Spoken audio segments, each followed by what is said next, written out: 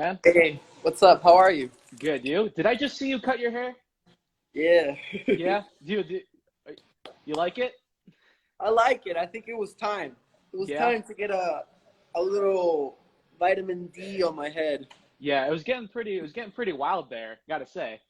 Yeah, I like that surf lifestyle. So it It'll was come back. good. Yeah. Yeah, Yeah. it takes a couple of weeks and I'll be good. Well, now, are you in New York right now? I am. Yeah. Nice. Okay. So you're kind of away from the surf lifestyle anyway right now. So Yeah. you got that. But what have you been up to during this time? What's kind of been the routine during this whole craziness? So I've been just training mainly with my girlfriend's family, Veda, and doing my strength conditioning program. Yeah. And that's it. I'm just I feel like for me, like competing right now, especially, it's more mental. And if as long as I have like ability to train still, Yeah. it's all good. You know. Would it be difficult for you to try to like compete if you're not able to do at least most of what you're used to doing, like your training routine? Do you feel like you have to kind of go in like at least somewhat fully prepared? You can't like really half-ass anything, or would you kind of just be willing to just jump into stuff even if your training routine wasn't super ideal? Yeah, I mean, since we can't have the regular training as usual, I've just trying to been pushing it with other things. Like I've been doing a little more meditation, yoga.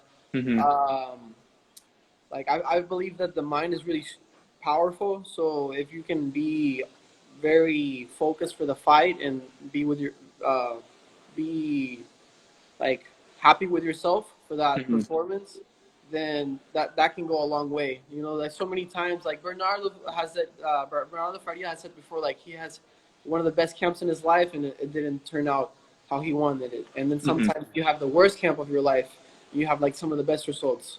Yeah. So whatever training I have not been able to do now, I just replace it with something else, like training at home, looking over tape, watching my own fights, so I can like kind of get like replay the feeling of being in the tournament. Hmm. And yeah, I mean, you got to find a way, you know. Yeah, absolutely. You always have to try to like just supplement whatever you're not able to do when you're on your regular schedule. Yeah. So I guess you kind of already answered my question there, but like, what else have you been kind of doing more of? So say for me, I've been doing these live chats. I've been working out different ways. I've been trying to mimic my training routine, my schedule as best I can. What have your days been consisting of mostly? Have you been trying to? One thing I like to ask people is like, what have they been trying to work on that maybe we wouldn't get a chance to work on if things were normal, you know? Has there been anything that you've been trying to like pick up or anything different you've been doing during this time or Yeah, so I've been actually trying to focus more on my diet, which okay. is important right now, just because even if you believe it or not, the whole situation around the corona, it's a good opportunity for you to just think about how you live your life. You know, we have such a Hmm. limited amount of time. Even if you have not been affected by it, you can take this time to just analyze what you're doing on a day-to-day basis. And I believe diet is very important. Um, I'm not perfect, you know. I like to have cheat days, Yeah. but I think it's important to know like the supplements that you're taking, the kind of foods that you're eating, what helps you with your immune system too, just so you feel safe and mentally sound. That's something I've been looking at more during this time. And yeah, I've been doing a little more meditation and Okay. breathing exercises as well. I believe that that's helping my cardio, like Wim Hof exercises. Okay, cool. It helps a lot for me. Nice. So yeah, you're finding different ways to improve and you probably feel like, okay, when I get back into this and when routine is normal again, I'll be better for it. You'll have find ways to improve in other areas. So you can be like, okay, obviously this wasn't a great time, but you're able to find the positives in it as well. Yeah, Nice, nice. So do you have a match this weekend, right? I do. Yeah, Fight to win Dallas against Gabriel Almeida from Checkmate. nice. I'm sure you're excited to be back competing again, right? Yeah, I'm excited, man. How It's awesome to compete. You know. yeah, how has like that transition been for you, going to black belt and everything like that? What were like some of the biggest differences that you've noticed so far, or kind of what's been your mindset throughout the whole process of competing at black belt more now? Uh, Sorry. You're good. You're good. I don't know. It's different in the fact that I feel like there's less gap to make mistakes, and I'm happy I've had like higher level fights already at a very early stage of my black belt. It lets me have things to study over, Mm-hmm. and I feel like it's more mental than anything. I feel like I've been able to get good positions, and my head gets in the way of like, oh, should I do this? Should I do that? Like more than ever than the other belts. I feel like I'm at a more comfortable at black belt now, but at the same time, it feels like a dream come true. Honestly, it feels like I'm in a dream. It's pretty cool because I've been dreaming about being a black belt since I've been training, and then since like 13 years old when I really started training hard and like focusing to want to win tournaments. Yeah. That's all I've been wanting to do. Like that was my goal. Either you're gonna do good in the tournaments and make something out of this, or you're gonna get your black belt. And I feel like I can do both now. So Yeah. I'm excited. I feel like it's good. I feel really happy to be here at black belt. Nice. And do you kind of feel like when you go in there, you're probably going in with no pressure either? You know, you can kind of just go in and kind of just do your thing and perform. So I always tell people like their first year at black belt is like especially the first few years, like really enjoy it because, you know, you kind of you can just go do your thing. You don't have to worry so much about the result because there's people who have been around much longer that probably people would expect to have the results, you know. But you know, I always feel like the first couple of years was the most fun just because you can kind of just go out, do your thing, and you know, just kind of let it hang. Yeah, I like Yeah. this. I'm stoked, man, because I feel like the jiu-jitsu is in a point right now where it's only growing, and even though we have this weird situation with the quarantine and stuff, it's opening a lot of doors, and Hmm. I'm excited. I'm happy to be part of the new wave of jiu-jitsu athletes coming in, and hopefully I can do something good for the sport and for myself as well. Yeah. I mean, I guess you're still competing, but I guess this time was kind of tough timing because you want to just get in there as much as much as you can. I can imagine like the goal once you get to black belt is just to get as much experience as you can in the beginning. I saw you kind of bouncing around all different tournaments. You needed to get the points for pans, granted, but just kind of like just jumping everywhere. Obviously, the Keenan match and Lucas Hulk, and you know, I think was it Houston Open or one of the Texas Opens. You know, so was that kind of like a goal as well, just to kind of just stay as active as you can? Yeah, just stay active, kind of get my find a rhythm for black belt and Hmm. get my points. I was really bummed whenever they canceled pretty much everything in the world for Yeah. around the time for Pan Ams, but everything happens for a reason, and just gotta move on. Yeah, that's it. How was the training before Pans anyway? You kind of like bounce around a little bit. Sometimes I see you in Vegas, sometimes you're in New York, and then maybe other places I don't know of either. But how is that kind of balance? Do you ever find it to be difficult sometimes, or do you feel pretty comfortable at being able to kind of go and train different places?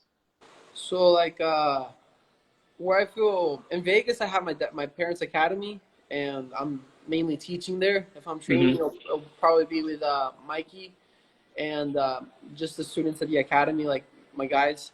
Yeah. And in New York, I'll be training Vedas, Fabio Clementes, and Hensel's for Nogi. Okay. But yeah, I actually recently just parted ways with Alliance, and I'm just representing my dad's team for right now in the gi. Okay. Cool. Yeah. How's that? But, Well, it's pretty. Nothing changed for you. It's just more of like an affiliation. Yeah. Yeah. yeah. In the end, the one person I wanted to be in like the one person I feel like really helped me evolve both in and out of the mat was Lucas, and Okay. that's man, I'm really grateful for everything that he did for me and everything he taught me because man, I feel like that gap of training that I had, even if it was just a couple like 2-week, 3-week camps that I would be able to go to, it helped Mm-hmm. me out just because I never had the opportunity to just train and not do anything else but train and like not teach or anything. And it was fun. It was necessary, and I'm grateful for that. Yeah. Now, just I'm gonna try to do that at black belt, but and teach at my parents' academy. Just trying to Nice. figure life out, and it feels good. Nice. Things are going well then. Yeah. Yeah, that's awesome, man. How was like the training with Lucas? What were like a couple qualities of his that you appreciate? Obviously, I'm sure the training was really tough, but what about like his camps or the way he taught or just anything about being at his gym and working under him that you felt like stood out amongst maybe other people? Um, Man, he's very calm, and Mm, just the way that for me, I feel like it's more training. Like the technique he showed was very clean. Like he's one of the best in the gi, but I think more than anything it was the training and the mindset, just being exposed and being around in the environment that he was in. Of Man, he trains really hard, and mm-hmm. seeing that firsthand was very motivating.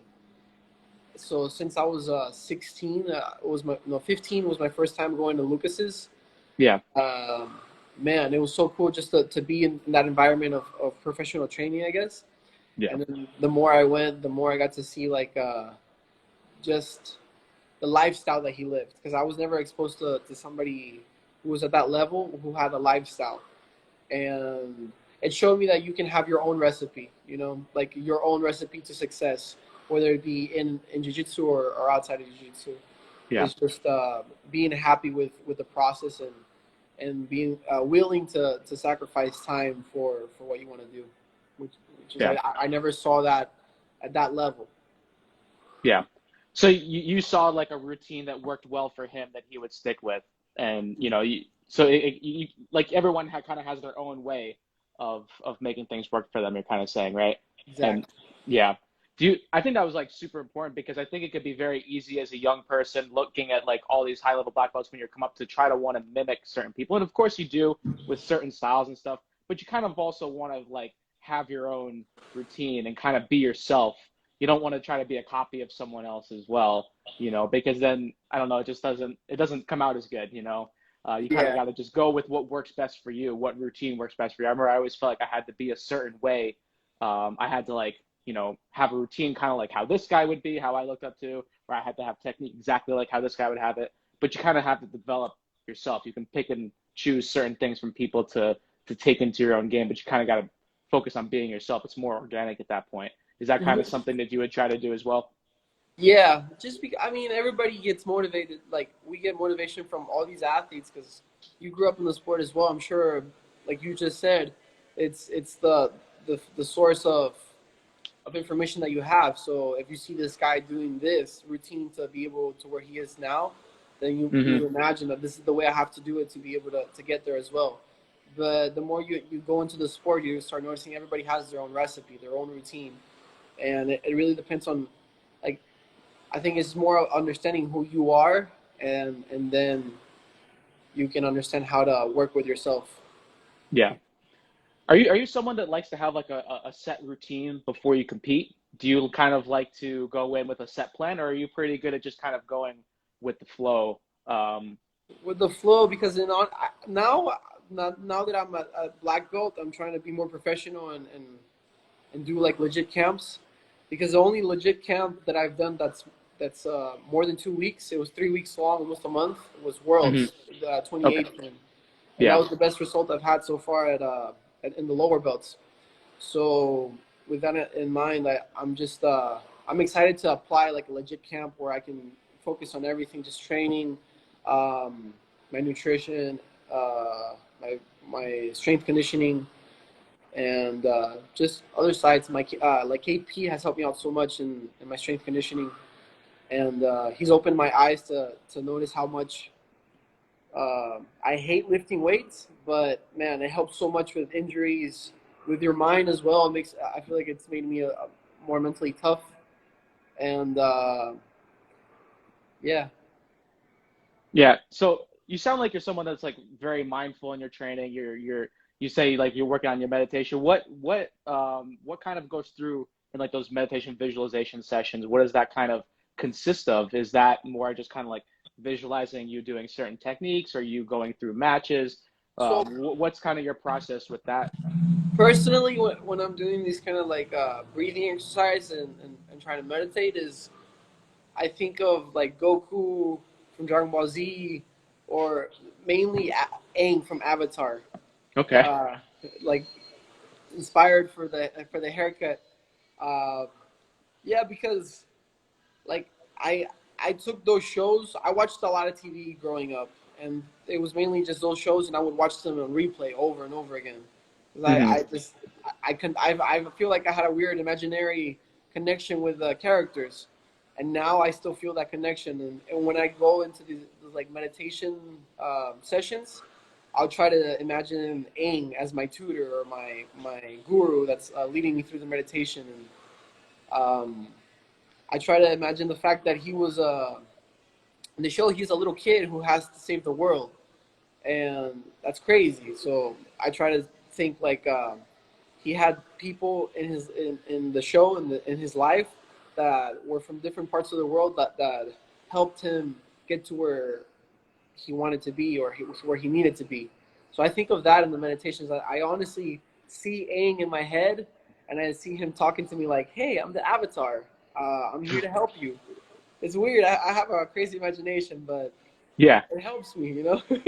How long did it take for you to kind of get like into that mindset? Was it like for example, I'll do like visualization of my own kind, and for me to kind of just be able to be relaxed in a certain state to kind of be able to clearly visualize certain things was always very difficult. What kind of like setting would you have to get yourself in to really be able to clear your mind to see certain things? Was me like my mind is always jumbled with a bunch of other things going on in my life and stuff like that, so it's kind of always hard to kind of just have however many minutes of quiet space and be able to kind of just block everything out. Um, did it take you a while to kind of be able to develop that, or was it For something that sure. kind of come I'm natural? Yeah, I'm still working on it. You know, it's hard. It's hard to just focus and be blank, because I feel like that's the point really when I'm meditating. Just try to be blank so I can feel whole inside, and that Hmm. makes me feel a little more energized as well. Um, I don't know. It's more for mental sanity as well, because Yeah. if you're in jiu-jitsu for a long time and you're training and you're exposed to like different things, uh, you want you. I feel like I want to stay true to myself. That's one of the things I've that's one of my goals throughout my life, is just wanting to get to know who I really am. And um, the the higher I go in jiu-jitsu, and the more I can do in my career, I want to just be able to give a good message and be true to myself, because in the end, we come in as one and we leave as one. So you might as well get to know that person. Nice. Yeah. So you seem to be someone that has like does a pretty good job at like having a good balance in life as well. And I find that to be super important. And I think that's good for you that you discovered that like early on. Tell me if I'm wrong. Maybe it's different. I just from what I see on the outside. Like for me, it'd always just be like training all day, and then I'd probably go home think about jujitsu as well. So there was never really like just a balance where you have an escape from that. Was there ever like a period of time where maybe you felt like you were training so much without anything else, and that kind of it made training a little overwhelming, or you just didn't enjoy it as much? And if not, what have you always done to kind of balance training and other things that you do as well? Do you kind of I don't know, does that question make sense? Or Yeah, it does. yeah. I feel like I've always liked skating, and I've always liked like young when I was younger, I would just play outside. I would train and play outside all day. Hmm. So I try to take that now that I'm getting a little older. I try to apply that as well. So I like to skate. I like to ride my unicycle. The breathing exercises, the yoga. I feel like that's part of the balance of just distracting myself. Yeah. But I do feel like it's very important to during those camps. I don't do it as much. Like if I do when I have a camp, when I do have a camp, uh, I don't do it as much because I think it's important to just focus and dive into the tournament. Yeah. Obviously, you have the weekend, and that's when you can apply those other activities that can distress your mind from what you're doing. But I think everybody's different, so you might like to I don't know, clean your room might be what helps somebody, or riding the bicycle. For me, it's doing different things. It's hard here in New York because it's like a hectic city. So Yeah. here I feel like music helps me. Watching motivational videos and music really helps me get my mind out of things. And um, like Bob Marley, Lauryn Hill, Erykah Badu, I feel like music with a message really gets to me, and makes me feel more appreciative of what I'm doing day to day. So the fact that I'm able to train every day, the fact that I'm able to, I have the opportunity to follow my dreams. You know, like not everybody has the opportunity to even have a meal every day. So it makes me happy. When I listen to that music or I do these activities, I feel more appreciative, because I feel sometimes in Yeah. training, I'm focused. I want to train. I want to train. I want to get better at the technique. I want to get better physically. I want to be faster. You know what it may be, but whenever I can go back to the roots, I think I feel more whole, more whole Yeah. about the whole mission. Yeah, I feel like that's important as well, and I can attest to that as well. It's important to kind of have any outlet that can allow you to have gratitude for what you're doing, you know, a better appreciation for it. Because sometimes when you kind of just blindly go into training, it can be easy to kind of lose sight of that. But if you give yourself those moments to kind of realize like how fortunate we are to be able to, you know, do jujitsu for a living, and whatever that may be to help guide you to that, to those realizations, I feel like is super important, and it makes the training more enjoyable, you know, when you can go in and have an appreciation for what you're doing instead of making it feel like maybe it's a job sometimes or something like that. I feel like is super important. That's what elongates people's careers, because if people don't have that, I feel like they would get burned out after a while. It would end up being overwhelming with all the competitions and stuff like that, and like I said, it becomes more of a job. So Yeah. Oh, yeah. now that I'm starting to get older, and I have to. Older, what's older, what's older, I 19, mean, 20? I'm about to be 20 in May 19th. That's, come on, stop it, stop it. But I mean, just being going into the adult world, I guess, thinking Yeah. about um, paying for my own stuff and fly. Uh, I feel like now I'm looking at it as a profession more than a job, because you can have Yeah. people. Obviously, it's a job. It's a profession that I chose. But like you said, you can look at it as a job. You can look at it as whatever. But I've never had a job besides jiu-jitsu, teaching at my parents' academy. So personally, it feels kind of good to look at it as a kind of like a job now, because Yeah. it makes me, yeah, I feel like I need to be pushed out of my comfort zone for me to evolve. And looking at it kind of like a profession as a job has helped me personally to apply more work into what I'm doing, and find ways to distress, find ways to focus more, and just better myself. So you feel like almost kind of looking at it as a job sometimes has been kind of important for growth in certain ways, right? Recently, yeah, because I just saw it as like even till now I see it as like I still am the kid who saw the highlights at 13 and decided like, man, I want to do this for my life. It looks so cool. You get Hmm. to make a living. You get to, if possible, break some records and touch people's lives around the world. I thought that's what attracted me the most: the fact that you can travel, you can meet other people around the world, you can have a lifestyle that's different from the 9 to 5 collar job, and that's where I feel like it's not the same as a regular job. It's more like I need to think of it as a job so that I can actually apply my work, instead of just thinking like, oh, I'm training today, because it's always Yeah. been, training has always been there for me in my life. So now I look at it more as we gotta, I gotta do this. I want to do this. Nobody's forcing Yeah. me to do this now. It's me who wants to do this, and I gotta go all the way.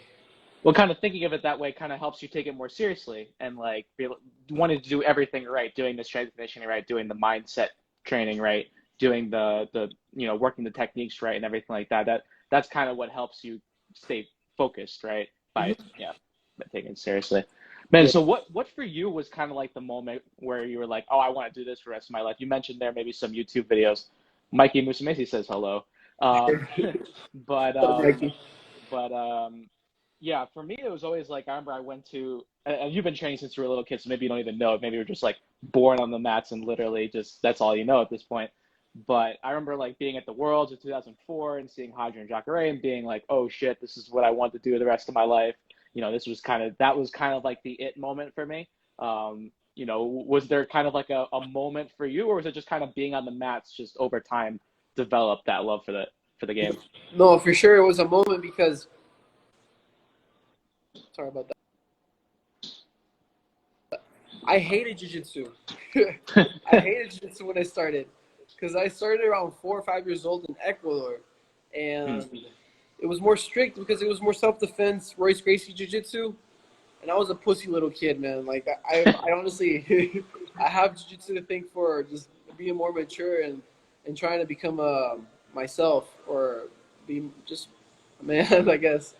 Um, it was around 13 years old or 12 years old that I started seeing the highlights of Buchecha, of Lucas, or Rodolfo Vieira, Leandro Lo, Marcelo Garcia, Mafasini, Roger I got into later, but Terere, when I saw Terere, Yeah. I was like, man, this is crazy.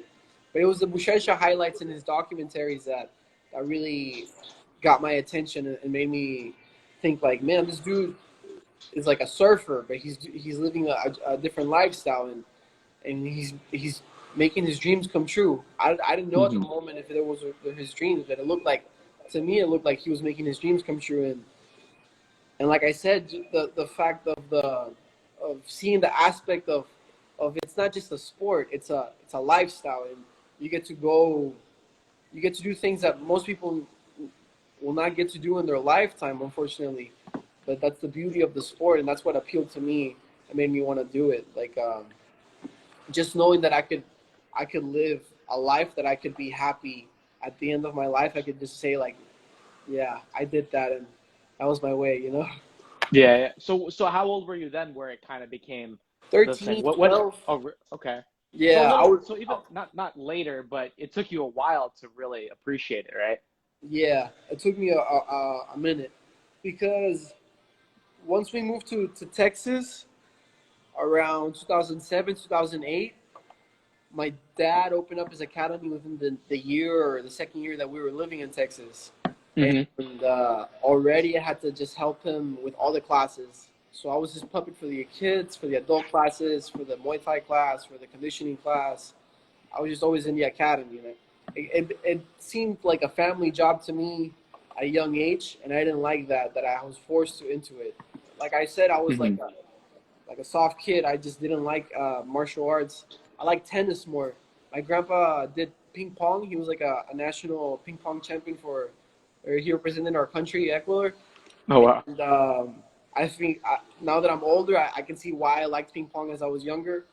But then my dad stopped forcing me to train, and he kind of started. I felt like he was ignoring me. He was working two jobs. He was driving at least 2 hours just to train, and then he would drive an hour there, an hour back to train with Macaco Patino, and then he would come back home to pick me and my brother up to go train at his academy. And man, it was just I didn't like it. I just didn't like it. And the moment he stopped forcing me, and he was just like, "This kid doesn't like it. Fuck it, you know, he's not gonna do it. Yeah, yeah, yeah. Let him find something to do and not bitch." Yeah. That's the message that I got from him, not forcing me to train anymore, and that hurt. And that's when I started just going on my own to train. I got real quiet for a minute, even in the house and at school and at the gym. I would just train, train, train. I felt like that was my way of communicating with my dad. Hmm. So when you see like, I believe Bruce Lee said it that like martial arts is a form of communication. It's a different form of communication with the body. I understood that at that age. Like, man, I'm able to communicate with my dad and have a working relationship now, Hmm. which made me really happy. Even if at the moment I wasn't able to like really express my emotions that well, I felt like he could sense that I was feeling happy just training, Yeah. and that helped me a lot to find my way into jiu-jitsu and just want to do this for my life. Yeah. So you would say it's important for you to it was important for you to kind of like find your own path. You weren't someone that was going to be really pushed into anything. It kind of had to be on your own terms to kind of like figure out what you wanted to do, right? Yeah. Yeah. Yeah. I always felt kind of the same. Like even my parents, they would like give the push, but they wouldn't like overdo it as well because if you try to force someone into it, I don't feel like it works super well. Um, so your dad did the right thing, kind of backed off a little bit, and then you kind of had to discover on your own how great this martial art can be. So that worked out pretty well. Yeah, thank God it What did because man, I don't know what I'd be doing right now. what did you what would you think you would be doing when you were like a kid and not into martial arts, not into training at all? What was kind of like I'll probably be doing this when I'm older. Was there anything in mind or I wanted to be I wanted to work like in medicine, be a doctor, okay? whether it be nutrition or physical therapy. My grandma used to push, be a plastic surgeon so you can help me out when I'm older, you know. Yeah. But once I started seeing what it took to do that, I was like, man, this is crazy. Uh, Yeah. I've always liked health, like, because when we moved from Ecuador to the U.S., our like we were like we didn't have much money, so I remember just eating the ramen cups and hot dogs and mac and cheese and Pop Tarts. Like that, we had food stamp food, and Hmm. I got real chubby when we got to the U.S. Like man, up until 12, 11 years old, I was wearing a shirt to go to the pool. Like I was very self conscious about myself, and when I started looking into like that had to do with that around the same time that I wanted to train for myself is when I started taking care of my health as well and like Hmm.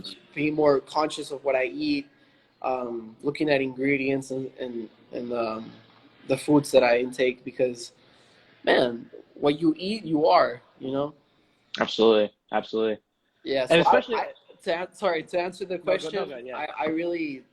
I probably would be like a nutritionist or something. I don't know. I'm happy I chose jiu-jitsu. I feel like either way, I'm finding my way of understanding health. Yeah. So you kind of had to have a discovery of like the importance of health by maybe not having it as good when you were younger. So you kind Yeah. of had to realize, oh man, this at this time it wasn't that good for me. You can see the results and then you see the improvements once you're able to kind of eat better. And now you say you're working on improving that even more now. Hmm. So not as much pizza now. No, man. If I'm in New York, I have to have some pizza. But Yeah, yeah, it's good here. it Pizza is good. and What's the water. what's the yeah, what's the usual go-to here? Like Joe's Pizza and sauce. Sauce here in Lower East Side. It's pretty good. Okay. You have to try But it. is there like a certain topping that you go for, or is it just I don't care you if don't it get? looks good, I'll try it. Yeah, yeah, yeah. Oh, so you're pretty well rounded. You won't just stick to like one or two things. You'll kind of try all different stuff. Yeah, like I said, I have my cheat days, and I feel like those. I love food. I like to try like all different kinds of food. It actually got me sick in Philippines because I wouldn't stop eating there. But uh, yeah, I don't know, man. I think it's important to know what you eat, but also don't go crazy. Like still have fun, still have that Hmm. day where you can eat whatever you want. Uh, Maybe personally, I wouldn't want to eat McDonald's on my cheat day, No. Yeah. but it's your life. You can do whatever you want. Yeah, yeah, yeah. I feel like you have like a better appreciation for good food when you feel like you have like that one time that you enjoy it. You kind of like almost feel like you have to kind of earn it a little bit, you Yeah. know. Where I hate to say it, even during this whole time, like I was like, wow, I'm not gonna have to cut weight for a tournament for a while. This will be awesome. I can eat whatever I want. But then like 2 weeks into it, I'm like, the things that I would enjoy after a tournament that maybe I'd have on a random Wednesday or Thursday don't have the same like appreciation. You know, you don't really enjoy them quite the same. You know, so I do feel like kind of limiting yourself to those 1 or 2 cheat meals a week. You kind of like appreciate those more, and you kind of work towards those. I don't know. That's my mindset. I've had a weird relationship with food. I think that's anybody in jiu-jitsu. Yeah, no, I feel that. Yeah. Yeah. So I wanted to know, like, I remember seeing you when you're a blue belt, and seeing like you got that blue shesha. Did you give yourself that nickname, blue shesha, or was it your dad or? I think it was floor grappling. Okay, flow got yeah, yeah, Yeah. yeah. So you said you started really enjoying it 12, 13, but then you were doing like super well 15, 16. That was a pretty fast transition right there. And I think I remember even seeing you like competing against the black belts at local tournaments and doing really well. And I remember I was watching. I was like, oh shit, you know, I better pay attention. Luckily, you grew a lot, so we don't have to worry about it too much. But what was those first couple of years like in training? You know, what do you think was beneficial for you to have a pretty quick development? Man, it's like around the time that I like 13, I was going into middle school, Mm-hmm. and I would I would skip school or act sick so that I could do the 6 a.m. class with my dad. And if I did like really good in class, then he would kind of like let me skip. And if I was kind of like I didn't do, it was weird. Like he was, because he wants me to go to school. Obviously, he doesn't want me to be like a, you know, if I wasn't going into jiu-jitsu, he didn't want me to just be like a loser, I guess. Yeah. But it was honestly skipping school and going to 6 a.m. training. Once I got to high school, I would skip school so I can train. And if my dad was not letting me go to the 6 a.m., then I would skip school so that I can go to the park and do training on my own, like pull-ups, running. I just wanted to, man, evolve, you know, like boom, boom, boom, boom, boom, boom, boom, boom. Like I felt Yeah. like Goku. I wanted to just keep training and training and training and training and training. And once I got to high school, I would do the same thing. I would do the 6 a.m. class, then I would go to wrestling practice at the first period, which would be like 7 a.m. So I would get there a little late from the jiu-jitsu, and then I'd kind of sleep throughout my classes. Like I never had like bad grades. I just kind of floated through school, and I would think about technique all day in school. I just think about, oh, what if I did this? What if I did that? If they did this, I do that. You know, just think about technique and think about the next tournament I was going to do all day. And I would do the wrestling practice some days after school. And then some days I couldn't. I would just go to the gym and teach kids class, and then do the teach kids, adults, train, and then do the Muay Thai conditioning class that they had at the academy, whichever one was that day. So it was just really that little gap of time. I trained so much. And I saw I saw Craig Jones's Stuart Cooper documentary where he Mm-hmm. says he had a similar experience where he was training so much that like a doctor said you have a blood problem or something. I don't think I ever had anything like that, but I can relate to that. I would train a lot as a when I was younger, and yeah, I'm not trying to promote skipping school or anything like that, but personally, it works for me. You know what, man? You know, if you have a goal, if you have a dream, sometimes you just gotta go after it. Yeah. So basically, I guess like I feel like that was the same for me, but I don't know. I was a lot slower developer. I always felt like just hard work was the only way to really get anywhere. You know, and really being regimented and sticking with routines. So I mean, I guess for anybody listening that's looking for like, I always get these random questions. People are like, oh, how do you get good fast? Or I'm like, you just got to put in the time and you got to Yeah. make it work. You know, you got to adjust to whatever your schedule is at that point. So basically, you would just say like, just trained a lot and just kind of fully immerse yourself in it. Yeah, I trained a lot and kind of went crazy on it. I just wanted to be the best that I could be, and whatever that would end up being, I wanted to see what the outcome is, and Hmm. I'm still in that mindset. I want to see what my best version can be in the sport. If Yeah. that's the best, and that's the best, and if that's the best that I can do, then let it be. You know, I feel like I'm happy with the journey, and I, I just want to do. Yeah. I just want to put my work in and see what I can do, man. Yeah. I feel like that's really important. I feel like that's what helps people continue to like just continue to progress forward and not thinking so much. I don't know. Maybe tell me what you think of this. Like, so you're focused on always improving, always getting better. Some people are always very, result oriented when they compete. For me, I've noticed over the last couple of years, I've been more like driven by having good performances. Whereas sometimes even winning isn't always satisfying, but it more depends on like how you're winning or how you're performing in the matches. And sometimes like I've even been able to kind of appreciate a loss because I put a certain effort forward. I was trying different things, or I feel like my game evolved in certain ways. Have you kind of felt like that as well, where it's like you've just been wanting to get better? Of course, you have goals. Of course, you want to win, but has that always been kind of like a driving thing for you as well? Yeah. Like I personally always wanna. I don't feel happy unless I finish my fight. If I won my fight by points, I feel like that's something I can learn from.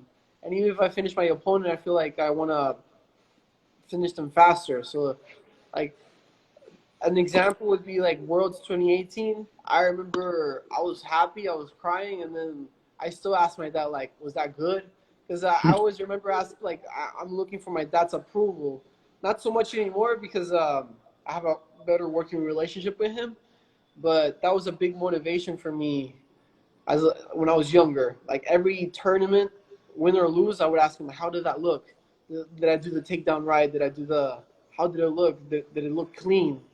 And because I feel like I have a little trouble doing techniques in class, but once I'm in the tournament, like I like the quote that Hussein Bolt says, like, I just need to be there that day. I feel like I can Hmm. relate to that. If I'm there that day, and that's all I need to. That's all I need, honestly. I feel like being in that environment of the tournament makes me feel so happy and excited that I feel everybody's energy, and it feels so good. Um, Yeah. I'm sorry, I got lost in your question. No, no, you're good. You're good. You gave a good answer there. I guess I was kind of leading into it as well. Like a lot of people, like they'll train well, they'll be really good, but then they'll have a tough time when it comes to competing. It's a tough transition for them.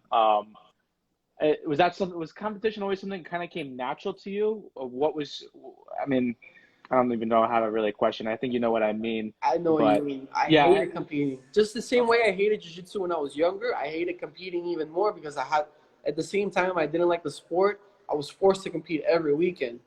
So we would do like the Atama Opens, the Fight to Wins when they were going on still, like the little tournaments in Texas, Hmm. Nagas, like Grapplers Quest. Every like small tournament that was, part of the building blocks of the kids who grew up in the sport.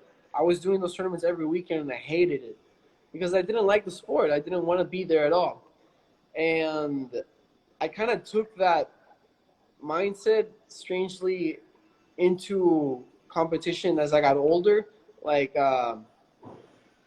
like kind of emotionless. Like I learned from that it's weird. Like when you're fighting, I'm sure you've had a match where you've let your emotions get the best of you, maybe.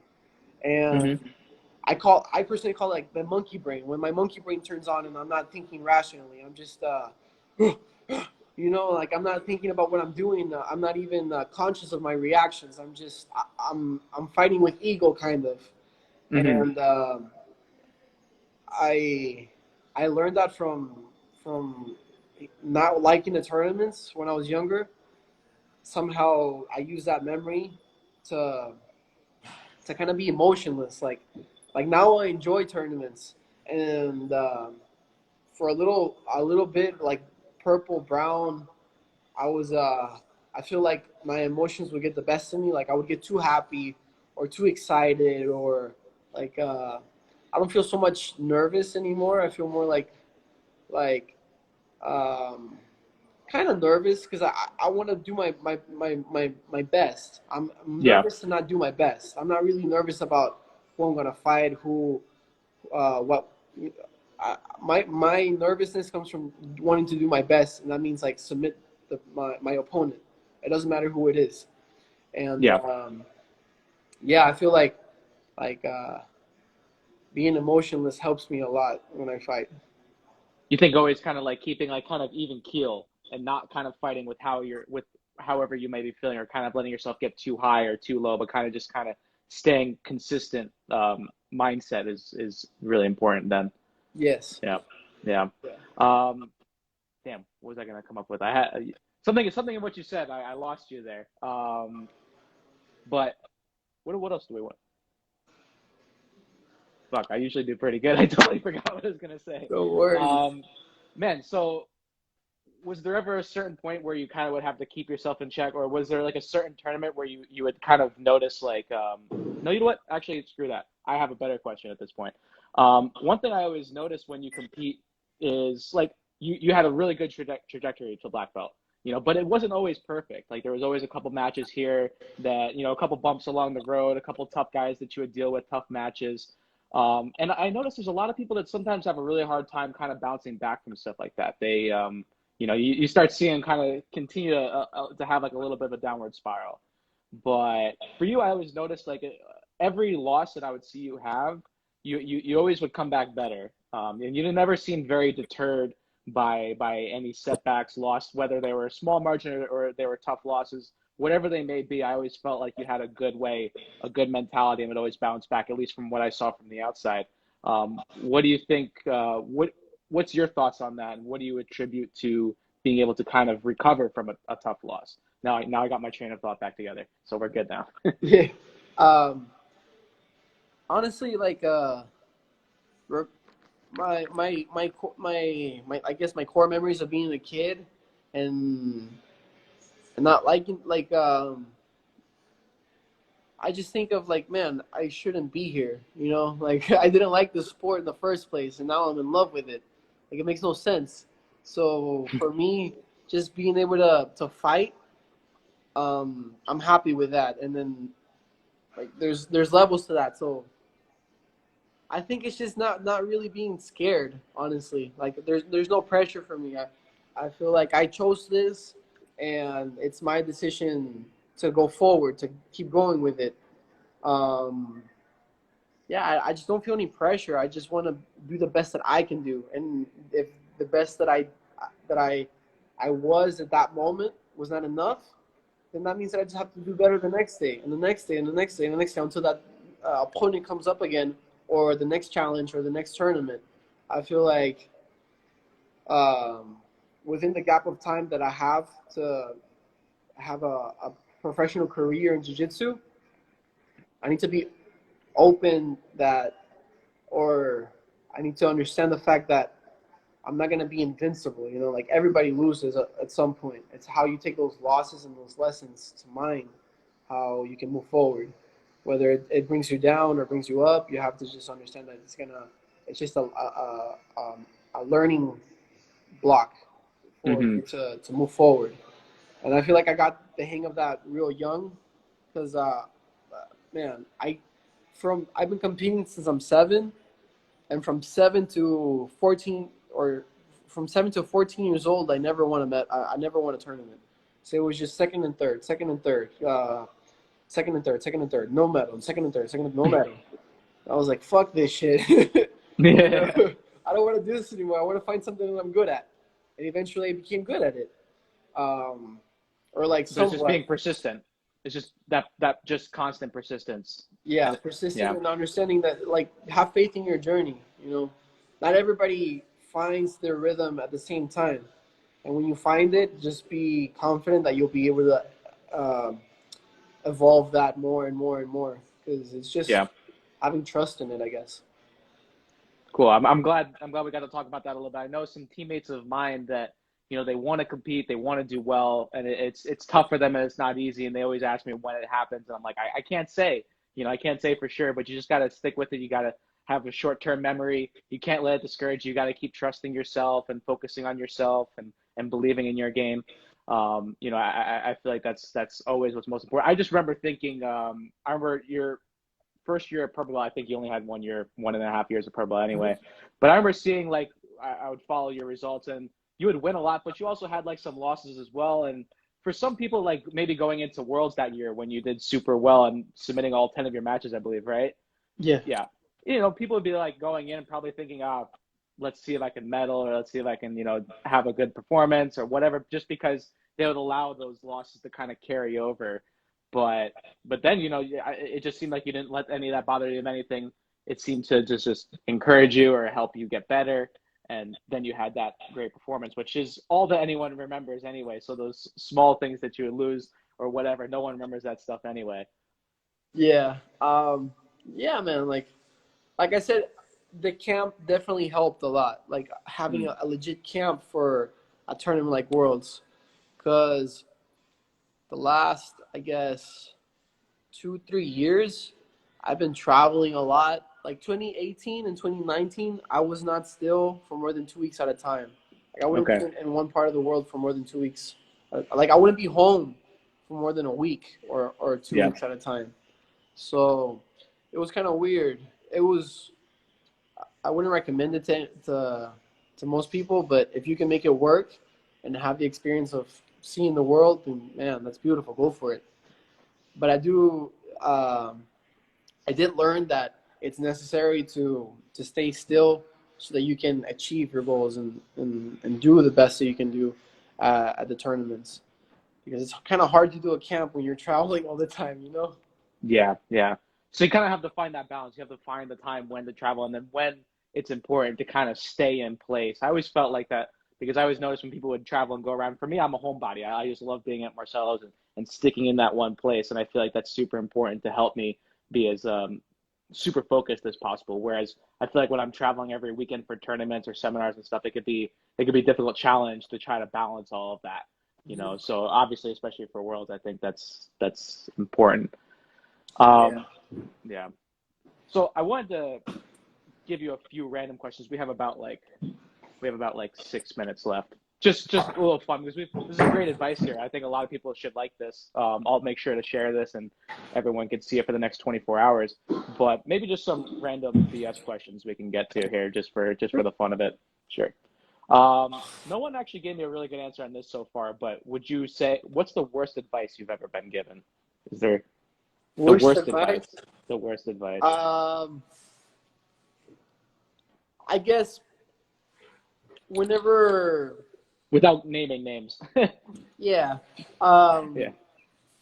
like let's say I'm doing a technique, and it's not an orthodox technique. It's like it's weird, you know.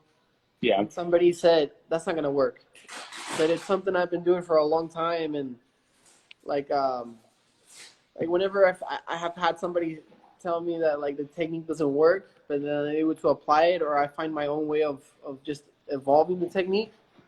I guess the what I'm getting to is like the worst advice is that doesn't work. Like maybe it doesn't work for you, but the same thing the worm guard works for Keenan, or Mm-hmm. leg locks work for Nogi, like heel hooks work for Nogi. I don't know. I'm sure they work for Gi too if they have a rule set where you'll be able to do that. But it, I don't know if I'm getting my point across. No, I think you are. Yeah. So, kind of don't be so quick to maybe listen to someone on the outside tell you that can't work. Yeah, Kind of trust yourself a little bit. trust yourself, but don't ignore people either. Yeah, Just of kind course. of Yeah. take things with a grain of rice. Mm-hmm. Take advice I with a grain understand of that. rice. Yeah. Well, now we're going really off topic. Do you consider a hot dog a sandwich? Do I consider a hot dog a sandwich? Yes. Now we're totally going 180 degrees the other way now. Okay. Uh no, I think a hot dog is its own thing. You can make it a Yep. sandwich. Okay. I used to make hot dogs with regular bread because I didn't know any better. Yeah, but the actual hot dog you would not because it's its own thing. Yeah, Yeah, I believe so. Yeah. I believe. I'm kind of leaning. Also, a lot of people have always been the people I've been asking have been kind of saying the same thing. I don't know if you're an acai person, but if you are, what are your go-to toppings? If I'm having acai, for sure, like depends. You know, You're good. people have like if you can have I like almond butter, Nutella, and cacao nibs. Those are Okay, my yeah, I go-to like those. toppings. All right. Yeah, All at the same time? yeah, yeah. I don't Yeah. like to. Okay. I used to like acai with everything on it. Like any topping that there's available, put it on, put it on, put it on. But Yeah, yeah, yeah. now I enjoy more the taste of the acai itself. So I'd rather have like 3 to 2 toppings, like I said, Nutella, cacao nibs, or almond butter. I was always really sad when that kind of, I think it was Bushesha's trend where he said like no Nutella or crossing it out or something, that logo. I was a little like, man, don't knock Nutella. I get what you're saying, but don't use that as an example because we all love Nutella. Don't do that to it. Don't make me Yeah. feel bad for wanting to eat it. Maybe I was hoping that maybe that could bring healthier Nutella. Yeah, why not? Why not? Let's do it. Let's do it. Back to jiu-jitsu. Well, actually, no. Actually, one more question before back to jiu-jitsu. How do you feel about pineapple on pizza? I like it. I like Hawaiian pizza, like Hawaiian cut. Yeah, pineapple Okay. and Okay. I had it once and I was like, eh. I feel like I have enough fruit when I'm dieting already. I don't need to have it while I'm eating pizza. I don't know. It's preference. Yeah. Do you prefer positional sparring or drilling? sparring. Yeah, I think so. Even for me, if I only had to choose one, like either drilling or position, I'd rather be sparring at the end of the day for sure. Do you have random non-training thoughts while training? Yeah. Yeah, what's it usually on? Food. Food. Yeah, Yeah. me too. Especially when you're cutting weight, you know, you're like, and you're training hard, but you just have that moment. You're like, oh yeah, I'm looking forward to that meal after. Yeah. Now, I don't like to. I'd rather not cut weight. Now I'm starting to be more open about it. A black belt, but throughout my whole life, I was like, fuck that. I don't want to cut weight. Even at the times that I did cut weight at a purple belt, it sucked. I learned very fast that this is not for me at that moment. But yeah. food and kombucha is what I'm thinking of whenever I have a random thought. Yeah. So even asking about that a little bit, did you always feel more comfortable? Like maybe was it easier mentally? We have a minute left, but real quick, like was it always something just kind of mentally easier for you not cutting weight, or you just kind of didn't want to cut weight just because we don't like not eating food? I believe it was kind of both because I was already kind of diving in deep into like wanting to just train. Mm-hmm. And I feel like it's more important to focus on your training than on cutting weight. But if you're watching your diet and you're being aware of everything you're doing, then I don't see why you can't cut weight. I'm being more conscious of that now. I feel like I was very hypocritical about it when I was younger. I would just say like, I don't want to cut weight because I don't want to. We're gonna cut off in 10 seconds. I just want to say thank you for doing this, man. Really appreciate it. It's good to see you. Good luck this weekend. Thank you for having me on. It was fun. All the best, man. Take it easy. Later, guys. Bye-bye. Bye.